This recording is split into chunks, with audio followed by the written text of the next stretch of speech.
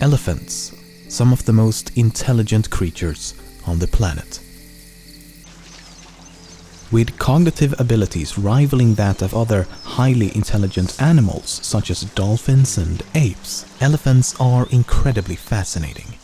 They are highly social and altruistic, meaning that they are greatly concerned with the well-being of others. Nothing makes this more clear than the almost human-like grief and sorrow they display at the death of a herd member, going so far as to covering the deceased with branches, leaves and dirt while remaining by their side for several days. This altruistic behavior even extends beyond their own species, as there are countless documented incidents of elephants attempting to aid wounded people or even mourning deceased humans as one of their own. However, this respectful and intelligent behavior may soon be a thing of the past. For many decades now, illegal poaching and extensive habitat loss has created an increasingly turbulent environment for all of elephant society. So much so that reports of unprovoked and lethal elephant attacks are now commonplace and rapidly increasing all over Africa, India, and Southeast Asia. Biologists and other experts believe this abnormal level of aggression to be an unforeseen side effect caused by humanity's continued mistreatment of the species.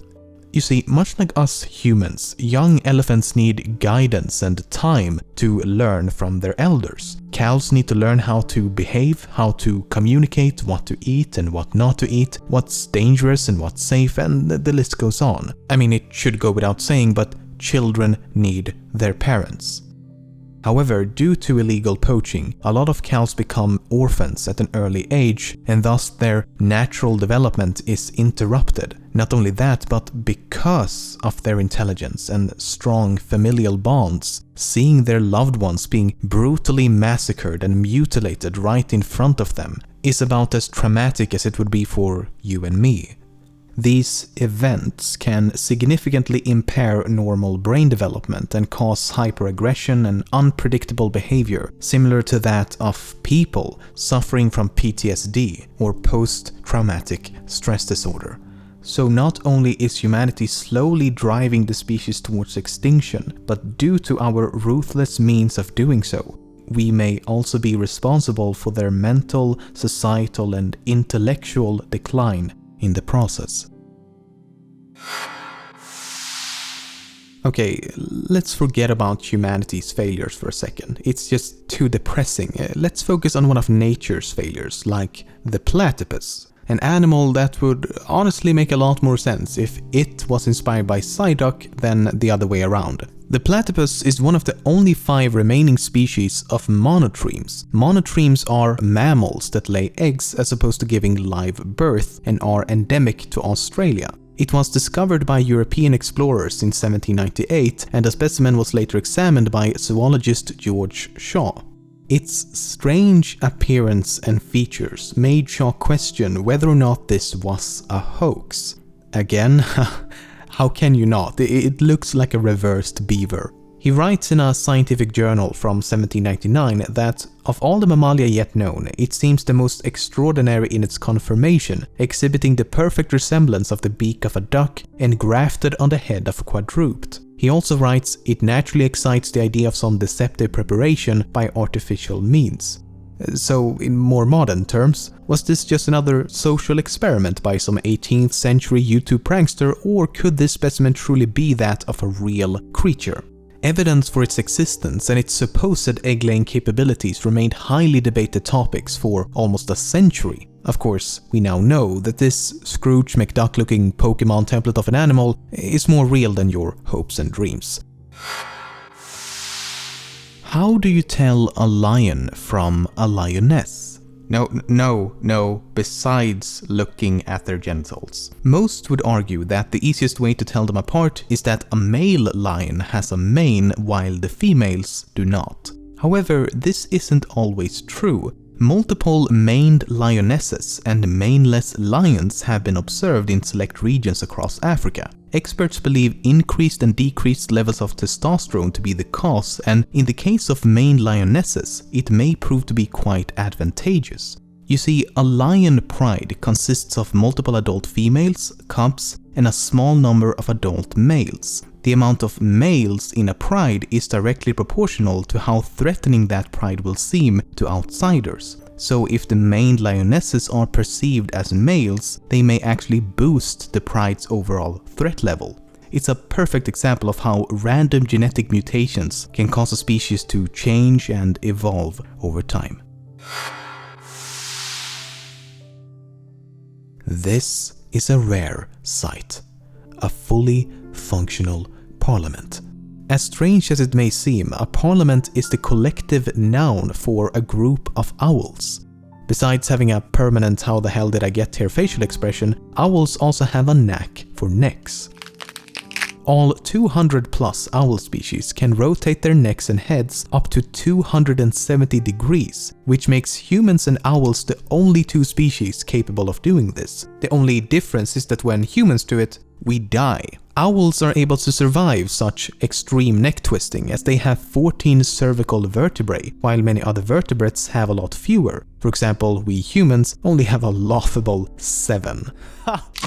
Like many other nocturnal species, owls do not have eyeballs, instead they have eye tubes. This peculiar shape allows for exceptional night vision. However, as the eyes are non-spherical, they are completely fixed in their sockets, which is why owls need such flexible necks. If you live to be 90 years old, you will be older than people who have yet to reach or surpass that age. You will also have spent 32 of those years asleep. Instead of dreaming about your dreams, that's 32 years you could have spent awake, not achieving your dreams. But if you're a dolphin or a duck, sleep isn't half as wasteful. A few select aquatic and avian species has developed what's known as unihemispheric sleep, which is the ability to sleep with one half of the brain while the other half remains awake. This ability can be quite beneficial for different reasons. In the case of unihemispheric sleep-capable birds, such as chickens and ducks, they literally sleep with one eye open. This allows them to constantly keep an eye out for potential predators, and it's 100% adorable. On the other hand, various aquatic animals, such as dolphins, aquaman, and whales, use this ability to surface for air even when they are half asleep. It's been widely scientifically unproven that if humans had this ability, we would spend this extra time speculating over what we would do if we had more time. When ants sporadically roam about in search for food, they can travel as far as 200 meters from their nest. To avoid getting lost, most ant species leave scent trails and can thus smell their way back home. They can also keep track of directions using the position of the sun, and by combining this information, they can work out the shortest path back to the nest.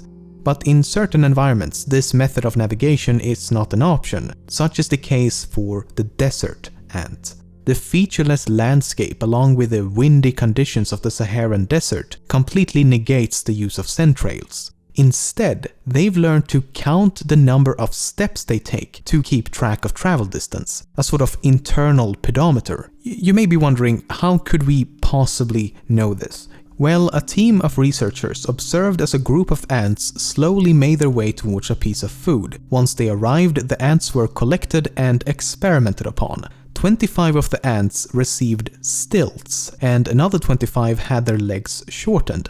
As the ants made their way back home, something interesting was observed. The stilt-legged ants overshot the nest by more than 50%, while the amputated ants undershot the nest by nearly as much. In other words, they must be using an internal step counter to keep track of travel distance.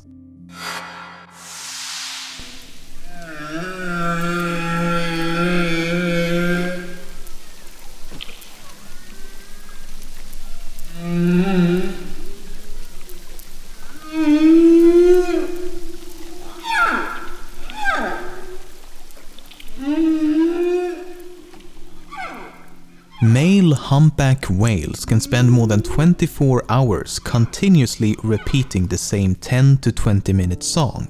So what you're listening to may be one of the hottest mixtapes to hit the blue market. Either that or Chewbacca is in dire need of help. The purpose behind these extensive musical performances largely remains a mystery. Researchers believe it could be to attract females, to challenge other males, or a form of echolocation. Or perhaps, and I may be going out on a fin here, perhaps they just love to sing, right? It wasn't part of any of the scientific articles I could find, but surely it's a possibility worth considering at least. The ocean is a pretty big place. Maybe this is how they pass the time. I mean, we sing in the shower just to pass the time, and whales live in the shower. So I don't know, I feel like they jumped the whale on this one, like they avoided the whale in the room. I guess now the whale is out of the bag. Okay, I'm sorry.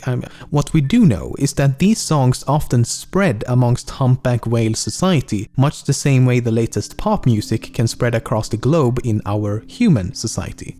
It begins with a localized population of whales producing a unique string of melodies, and after roughly 2 years' time, the song has moved between numerous whale populations across the Pacific. Each year a new viral hit takes form, and the underwater music industry continues to thrive. Ah, the very face of freedom itself. Few things can better symbolize American patriotism than the bald eagle. As the national animal of the United States of America, this bird has become known as an American symbol, and it has an equally iconic sound. The problem is, this is not the sound of a bald eagle. Credit should instead go to another North American bird known as the red-tailed hawk. Whenever a bald eagle made an appearance in the early days of television, it was often dubbed over with a powerful scream of the red-tailed hawk, as it has a rather unimpressive screech of its own. This is what the bald eagle unfortunately sounds like.